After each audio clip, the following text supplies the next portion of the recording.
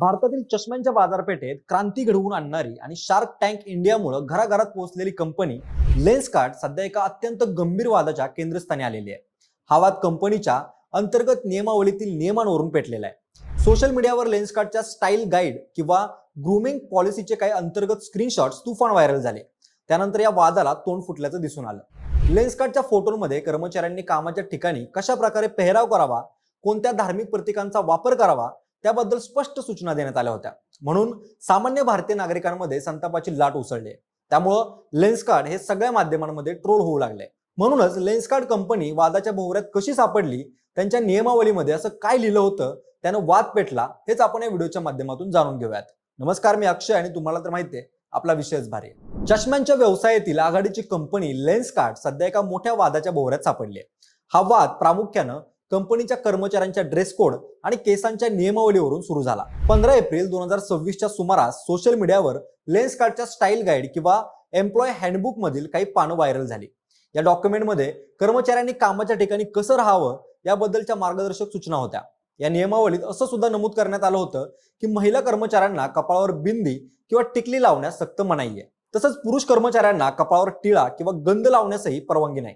त्यासोबतच हिंदू धर्मात अत्यंत पवित्र मानला जाणारा कलावा किंवा मनगटावर बांधला जाणारा धार्मिक धागा काढून ठेवण्याच्या सूचना देण्यात आल्या होत्या. या उलट याच नियमावलीच्या दुसऱ्या बाजूला विशिष्ट धर्माच्या प्रतीकांना मात्र सवलत देण्यात आली होती, ज्यामध्ये महिला कर्मचाऱ्यांना काळ्या रंगाचा हिजाब परिधान करण्याची मुभा होती आणि शीख धर्मीय कर्मचाऱ्यांना पगडी घालण्याची परवानगी देण्यात आली होती. एकाच छताखाली काम करणाऱ्या कर्मचाऱ्यांसाठी धार्मिक प्रतीकांच्या बाबतीत अशा प्रकारे दोन वेगवेगळे निकष लावल्यानं लेन्सकार्टवर हिंदू विरोधी असल्याचा शिक्का बसू लागला आणि या प्रकरणानं अवघ्या काही तासातच राष्ट्रीय स्तरावर वादाचं स्वरूप धारण केलं. खरं तर मंडळी, या संपूर्ण वादाला खऱ्या अर्थानं वाचा फोडली ती प्रसिद्ध लेखिका आणि सांस्कृतिक विषयांच्या अभ्यासक शेफाली वैद्य यांनी. त्यांनी आपल्या एक सँडलवरून नियमांचे पुरावे जगासमोर मांडले आणि थेट पियुष बन्सल यांना प्रश्न विचारला की ज्या देशाची संस्कृती टिकली आणि टिळ्यामध्ये वसलेली आहे, तिथं अशा प्रकारची बंदी घालण्याचं धाडस कंपनी कशी करू शकते. शेफाली वैद्य यांनी आपल्या पोस्टमध्ये अत्यंत जळजळीत शब्दात टीका करताना म्हटलं की लेन्सकार्ट सारखी कंपनी जी भारतीय बाजारपेठेतून कोट्यवधीचा नफा कमवते, तीच कंपनी भारतीय संस्कृतीच्या मूलभूत ओळखीवर प्रहार करत आहे. त्यांनी हा डॉक्युमेंट केवळ नियमावली नसून तो भारतीय मूल्यांचा अपमान असल्याचं सांगितलं. त्यांच्या पोस्टला हजारो लोकांनी पाठिंबा दिला आणि बघता बघता बॉयकॉट लेन्सकार्ट हा हॅशटॅग सोशल मीडियावरती अव्वल स्थानी पोहोचला. अनेक ग्राहकांनी संताप व्यक्त करताना सांगितलं की जर कंपनी आमच्या श्रद्धेचा सन्मान करू शकत नसेल तर आम्ही त्यांच्याकडून चष्मे का खरेदी करावेत. काही युजर्सनी तर लेन्सकार्टच्या स्टोअर्स बाहेर जाऊन निषेध नोंदवण्याच्या आणि त्यांच्या मोबाईलमधील लेन्सकार्टचे ॲप अनइन्स्टॉल करण्याचं आव्हान केलं. त्यानंतर प्रकरणानं केवळ धार्मिक नाही तर घटनात्मक वळणही घेतलं.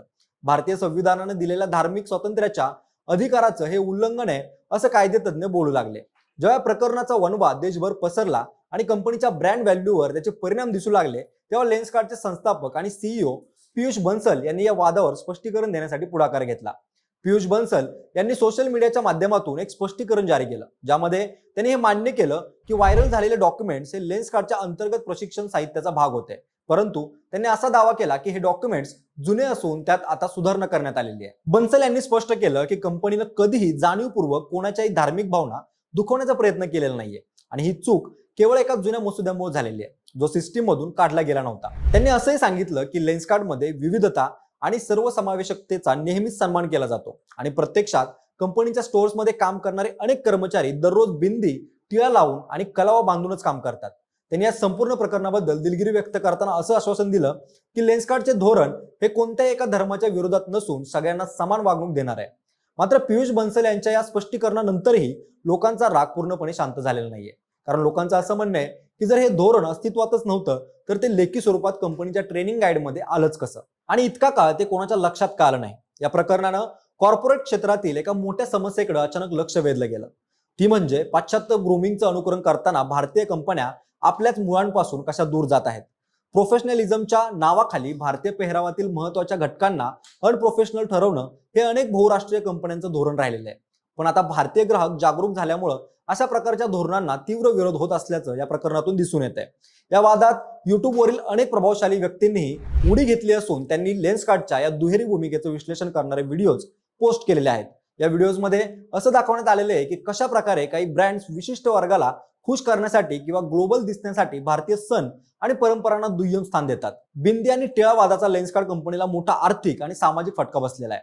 सर्वात महत्त्वाचं नुकसान म्हणजे कंपनीच्या ब्रँड व्हॅल्यूमध्ये झालेली मोठी घसरण. कारण वर्षानुवर्ष प्रतिमा जपणाऱ्या कंपनीवर एका रात्रीत भेदभावाचा शिक्का बसला. त्यासोबतच सोशल मीडियावर बॉयकॉट लेन्सकार्ट ट्रेंड झाल्यामुळं हजारो संभाव्य ग्राहकांनी कंपनीच्या चष्म्यावर बहिष्कार टाकण्याची घोषणा केली आहे, ज्यामुळं विक्रीवर थेट परिणाम झाला. गुंतवणूकदारांच्या पातळीवरही अस्वस्थता पसरली आहे, कारण अशा सांस्कृतिक विवादांमुळे कंपनीच्या ESG रेटिंगवर आणि भविष्यातील IPO किंवा गुंतवणुकीवर नकारात्मक परिणाम होण्याची भीती निर्माण झाली आहे. लेखिका शेफाली वैद्य यांच्यासारख्या प्रभावशाली व्यक्तींनी प्रश्न उपस्थित केल्यानं मध्यमवर्गीय भारतीय ग्राहकांमधील लेन्सकार्टचा विश्वास डळमळीत झालेला आहे. पियुष बन्सल यांनी माफी मागूनही हा वाद कंपनीच्या इतिहासातील एक काळा डाग ठरला असून ग्राहकांचे मन पुन्हा वळवण्यासाठी कंपनीला आता मार्केटिंगवर मोठा खर्च करावा लागणार आहे. शेवटी कोणत्याही व्यवसायासाठी त्याचा ग्राहक हाच सगळ्यात मोठा असतो आणि जर ग्राहकाच्या भावनांशी खेळ केला गेला तर किती मोठा ब्रँड असला तरी त्याला झुकावं लागतं. हेच लेन्सकार्टच्या या बिंदी वादातून स्पष्ट झालेलं आहे. बाकी मंडळी, पियुष बन्सल यांच्या मतांबद्दल तुम्हाला काय वाटतं हे आम्हाला कमेंट करून नक्की सांगा. सोबतच आपल्या विशेष बारीच्या YouTube चॅनलला सबस्क्राईब करायला विसरू नका. धन्यवाद.